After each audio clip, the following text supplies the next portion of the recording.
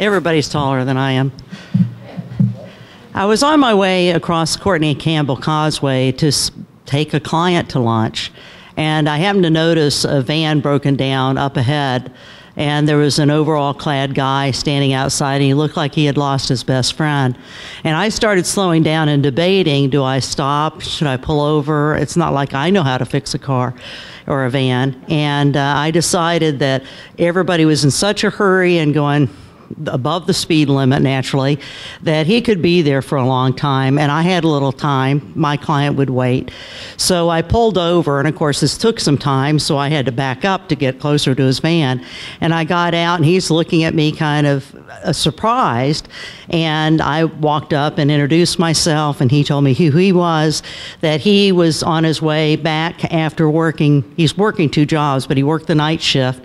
He had a check to cash, so he had taken his kids to school and gotten the check cashed. And then his van breaks down there on the side of the road.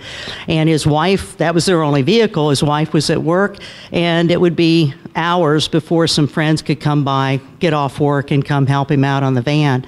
And I said, well, let me see what I can do. And I called AAA and asked if I could use my card for him. And they said, yeah, if you would stay with him. And I thought, well, fine, I've got some time. So I made arrangements, and I told him what we were doing, and called my client and told her I would be late, and she said fine, she had plenty of time. And we sat down on some rail along the side of the road and watched the traffic go by, and just got to know each other really well. He had 3 kids. He had moved down from Brooklyn the previous year. He was working 2 or 3 jobs. His wife was working hard.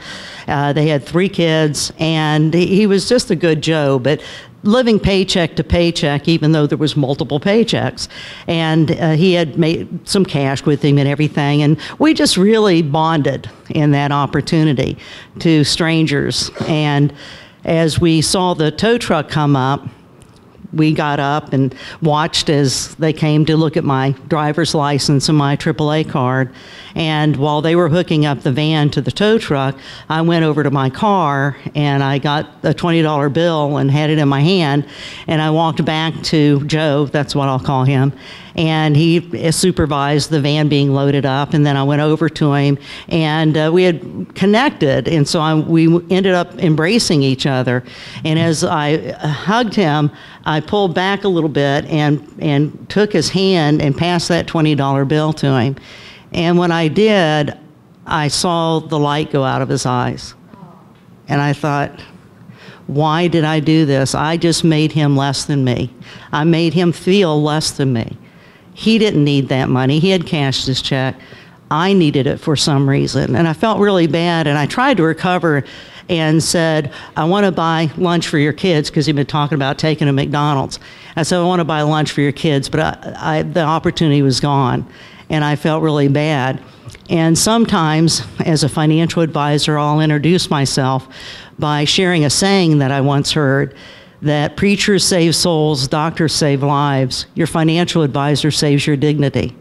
And I remembered and resolved from that point on to always be mindful of somebody's dignity. It's the right thing to do.